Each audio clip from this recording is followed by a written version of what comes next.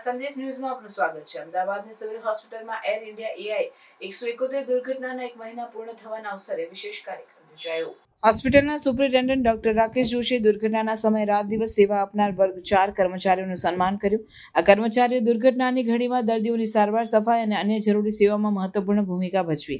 કાર્યક્રમ દરમિયાન ડોક્ટર રાકેશ જોશીએ વર્ગ 4 કર્મચારીઓને પ્રમાણપત્રો એનાયત કર્યા અને તેમના પરિશ્રમ માટે આભાર વ્યક્ત કર્યો। તેમણે જણાવ્યું કે આવા કર્મચારીઓના નિષ્ઠાપૂર્વકના કાર્યને કારણે અનેક જીવ બચી શક્યા હતા અને દર્દીઓ તથા તેમના પરિવારજનોને યોગ્ય સારવાર મળી શકી હતી। આ પ્રસંગે દુર્ઘટનામાં મૃત્યુ પામેલા પીડિતોની યાદમાં 2 મિનિટનું મૌન પણ પાળવામાં આવ્યું હતું।